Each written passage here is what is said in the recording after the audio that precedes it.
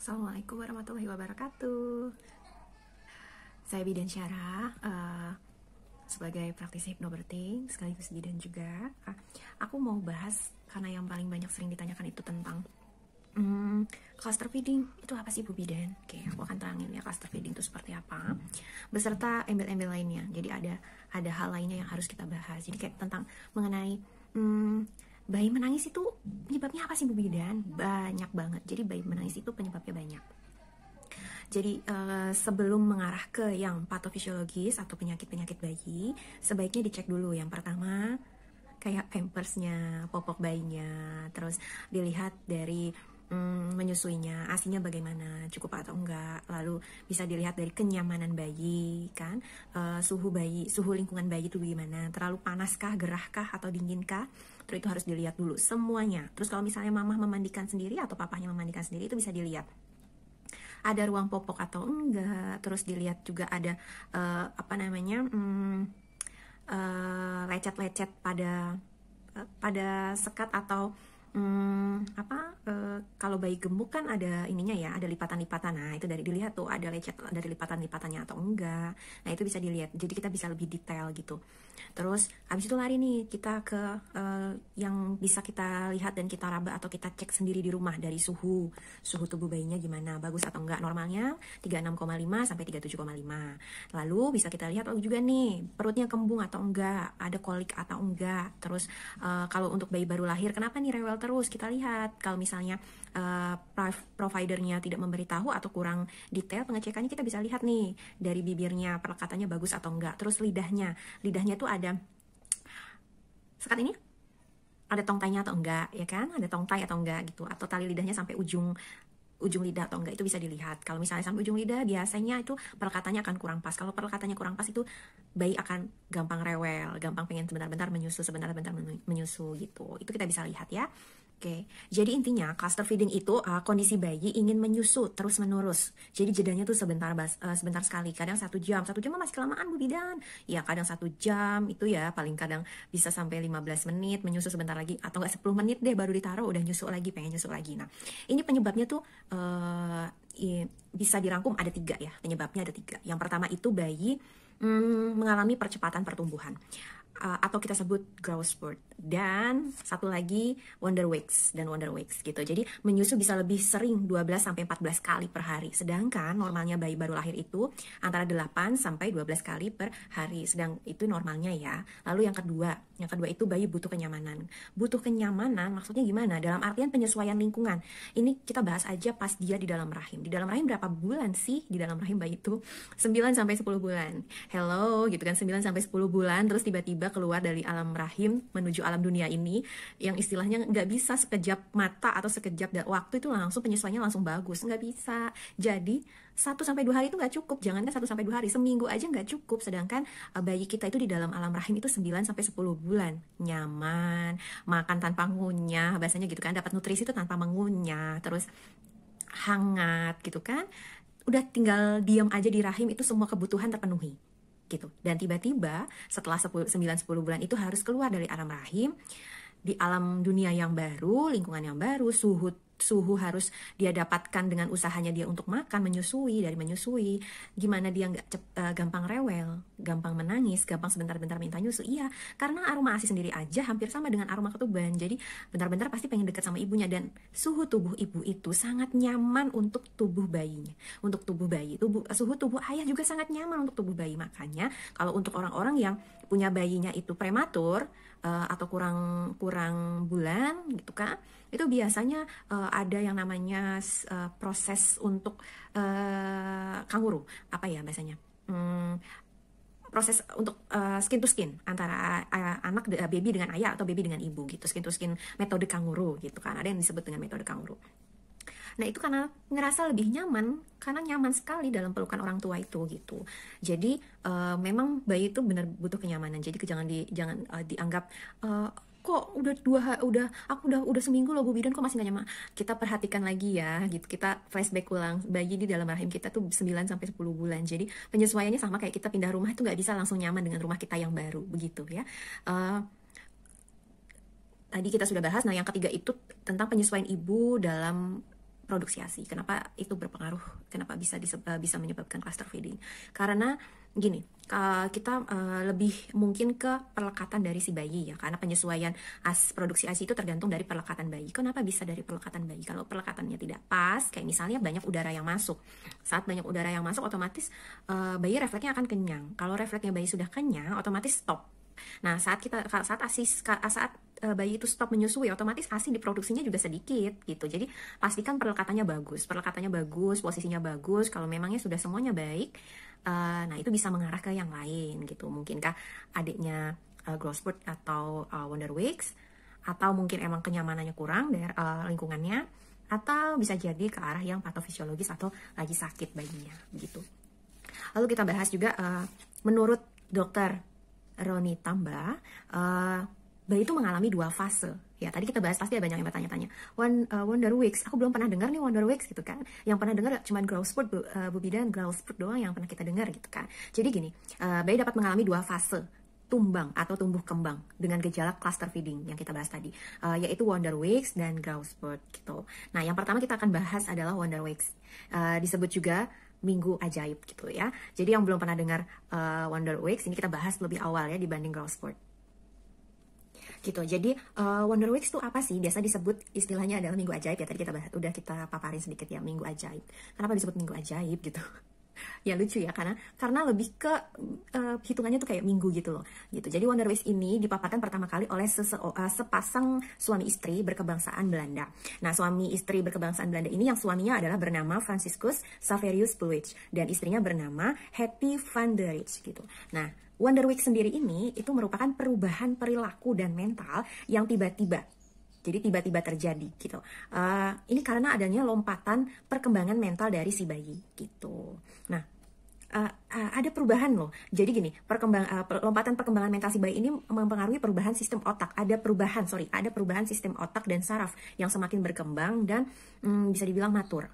Nah, karena sistem sarafnya, otak dan saraf ini makin berkembang dan matur, otomatis akan diikuti pula kemampuan sensoris yang semakin berkembang. Jadi semakin meningkat kemampuan sensorisnya.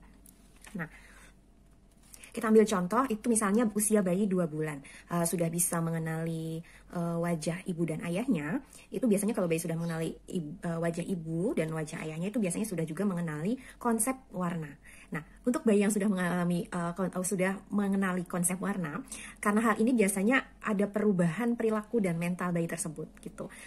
Nah, saat mengalami mental leap atau lompatan perkembangan tadi, itu bayi akan mudah rewel.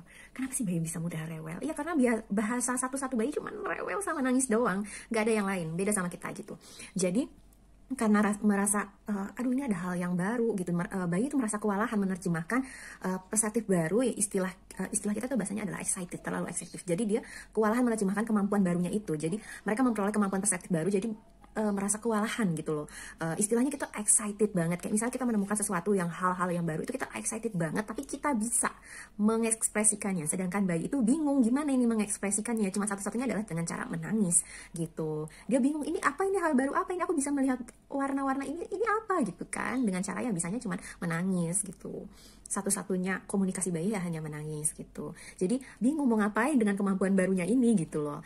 Nah, contoh lagi ya, jadi bayi itu sudah mengetahui, kayak misalnya bayi yang sudah mengetahui konsep bunyi gitu kan. Setiap barang-barang yang dipegang itu akan dibentur-benturkan. Ini bunyi, oh ini ada suaranya gitu loh.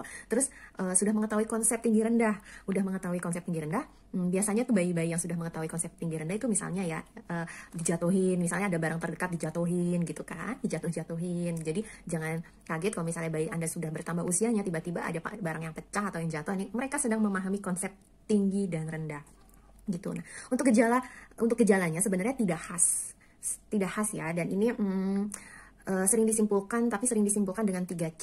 3C itu clinginess, clinginess itu tidak ingin jauh dari ibunya. Karena pelukan ibu adalah sangat nyaman. Kayak tadi ya pembahasan ya. Kita aja kalau sedih tuh kalau dipeluk tuh rasanya lebih nyaman. Sama, bayi juga kayak gitu. Kalau misalnya mereka direkam di alam bawah sadar mereka, kenyamanan hakiki adalah saat di dalam rahim. Karena suhu tubuhnya juga kan, suhu tubuh itu tadi nyaman. Kita udah bahas ya masalah tadi itu. Nah sama, seperti bayi itu juga hampir sama, inginnya dipeluk gitu. ditimang-timang, karena ditimang-timang itu mengingatkan dia di dalam rahim, karena dalam rahim saat ibu beraktivitas itu ibu bergerak dan rahim juga seperti mereka ditimang-timang di dalam rahim gitu. Selanjutnya adalah crankiness, jadi lebih rewel dari sebelumnya gitu. Untuk bayi yang bisa anteng-anteng aja, ini anteng-anteng aja tiba-tiba rewel, kenapa nisawan ya? Enggak ya, bisa jadi mereka mengalami fase pertumbuhan, atau kalau di luar kalau sudah dicek, dicek ternyata ada trouble, mungkin itu patofisiologis. Tapi kalau misalnya nggak ada hal-hal yang kayak alergi, demam, dan sebagainya, itu bisa jadi fase pertumbuhan, jadi jangan terlalu khawatir. Selanjutnya adalah crying. Nah, bayi lebih sering menangis dan lebih tidak wajar. Kenapa bisa dibilang tidak wajar? Untuk ibu-ibu yang sudah memiliki anak pasti tahu ya, saat kita gendong salah, nangis, kita taruh salah, sudah kita susuin masih rewel. Nah, ini mereka bayi kalau misalnya kita cek, wah ini nggak ada alergi, ini nggak ada demam, nggak ada apa, kenapa sih kok rewel, tiba-tiba rewel, tiba-tiba, ini mungkin mereka sedang mengalami fase pertumbuhan dan perkembangan gitu. Jadi jangan langsung menilai, wah bayi aku lapar nih, kayaknya harus dikasih nasi, harus dikasih bubur, harus dikasih susu formula. Aduh, hati-hati ya, bisa jadi ini mereka hanya butuh pelukan dari si ibu, ditimang-timang dan menyusui gitu. Bunda atau Bu Bidan atau Mbak Bidan, ini gimana kalau misalnya aku punya kerjaan, ya mau nggak mau silakan diskusikan dengan pasangannya atau dialihkan ke yang lain atau teman atau partnernya di rumah itu, soalnya memang ada fase ini bayi gitu. Oke, selanjutnya adalah kita bahas adalah growth spurt gitu. Growth spurt. Oke. Growth spurt sebenarnya nggak usah dibahas juga, mungkin bunda-bunda udah pada ngerti ya, cuman biar nanti enak untuk pembandingannya gitu. Jadi kita bahas aja ya. Jadi growth spurt itu percepatan pertumbuhan. Nah, ini bisa menimbulkan cluster feeding sama dengan yang tadi Wonder Weeks gitu. Hal ini karena kenapa bisa menyebabkan cluster feeding? Hal ini karena percepatan pertumbuhan sendiri membutuhkan gizi, membutuhkan nutrisi yang cukup, sehingga bayi akan lebih sering menyusu. Bayi tahu ini aku lagi tubuhnya tuh tahu dia membutuhkan nutrisi karena mereka sedang bertumbuh, tapi juga agak ada culture shock, kaget gitu. Jadi rewel juga, menyusu juga gitu. Growth spurt sendiri yang perlu dilakukan untuk orang tuanya atau ibunya tetap menyusu on demand. On demand itu apa sih? Menyusu bukan diwaktukan, tapi seminta bayinya, semau bayinya. Jadi bayinya bangun 3 jam setelah menyusu sebelumnya, ya udah. Saat dia nangis minta nyusu, ya udah kasihnya ya 3 jam, 4 jam. Misalnya kok antara fase yang ini dengan fase yang berikutnya beda ya jamnya, ya beda. Nggak apa-apa, itu sesuai dengan kebutuhan bayi. Jadi pasti cukup gitu ya. Jangan beranggapan tidak cukup, oke? Mindset. Oke, lalu tidak perlu tambahan susu formula. Ingat, ini ada beberapa yang tadi aku bilang, aduh bayi aku lapar nih kali, nangis terus gitu kan. Perasaan semuanya udah, nyusu udah, tapi kok masih nangis. Enggak, bukan karena itu ya. Jadi tetap dekat aja bayinya, atau lebih tepatnya pelukan itu menolong juga. Jadi jangan langsung tiba-tiba dikasih susu formula ya, karena ASI diproduksi sesuai dengan permintaan si bayi. Semakin sering menyusui akan semakin banyak juga ASInya. Jadi gitu. Kalau misalnya mama sudah kasih ASI ternyata masih rewel, diasiin lagi nggak mau, dipeluk aja, ditimang-timang aja gitu. Dan berusaha hatinya tetap tenang. Kalau semuanya sudah dicek, kondisinya bagus, bayinya suhu tubuhnya bagus, nggak ada masalah, ya sudah dipeluk saja, disusuin saja, gitu. Jangan tiba-tiba dikasih susu formula ya, karena kalau sudah kenal susu formula, kemungkinan ASI mama akan berkurang, gitu. Dan kalau untuk balik ke proses lagi menyusui on demand lagi, harus relaksasi karena harus pelan-pelan berhenti stop susu formula itu ya. Jadi pasti cukup, ASI itu pasti cukup kalau susuinya adalah on demand ya. Lalu hindari stres. Ada 2 hormon loh, ada 2 hormon bersinergi untuk kelancaran mengasihi. Ada 2 hormon ya yang saling bersinergi. Sebenarnya semua hormon itu saling bersinergi, tapi untuk ASI sendiri itu lebih ke 2 ini, yaitu prolaktin atau laktogen sendiri. Nah, dia itu gunanya itu merangsang kelenjar ada di payudara kita tuh ada yang namanya kelenjar susu. Nah, itu fungsinya dari prolaktin atau laktogen ini merangsang kelenjar susu memproduksi air susu pada ibu yang setelah melahirkan. Nah, prolaktin sendiri itu dipengaruhi dari asupan nutrisi dari si ibunya. Terus kalau misalnya dari nutrisinya sudah bagus, ternyata produksi ASInya sedikit. Nah, mungkin ada trouble dengan hormon ini gitu. Lalu yang kedua adalah hormon oksitosin. Gunanya adalah mengatur keluarnya ASI atau mengatur keluarnya air susu gitu ya, atau mengatur keluarnya air susu. Nah, ini dipengaruhi dari apa? Tingkat stres. Oke. Jadi gini, kalau misalnya mamahnya stres, otomatis oksitosin akan terhambat atau akan terblok. Kalau oksitosin terblok, otomatis akan mampet gitu. Pengeluarannya akan terhambat gitu. Jadi ASInya sudah banyak, tapi kok keluaran setetes, 2 tetes, ya kan, setetes gitu. Nah, berarti oksitosinnya terhambat gitu. Terus kalau misalnya Ini bagaimana caranya ya? Jangan stres. Banyak cara untuk mengurangi stres. Kalau misalnya terjadi yang tadi growth spurt dan sebagainya, otomatis stres. Ini peran dari lingkungannya. Gimana mensupportnya? Gitu, mensupport dari si ibunya. Gitu. Terus bagaimana ibunya menghandle emosinya. Gitu. Kalau kita pandai menghandle, makanya dari awal tuh fungsinya dilatih kesabarannya itu melalui hypnobirthing dan hipnosis itu untuk menghandle. Dan kalau ikut kelas itu jangan sendiri karena nanti bakalnya untuk proses parenting dan mengasihi dan parenting itu lebih panjang. Jadi harus sepasang suami istri itu ikut dan sama-sama update ilmu dan sama-sama banyak baca. Jadi tidak timpang sebelah atau berat sebelah, jadi saling mensupport. Nah, ini fungsinya gitu. Selanjutnya kita bahas tentang persamaan dari growth spurt dan tadi apa? Wonder Weeks. Oke.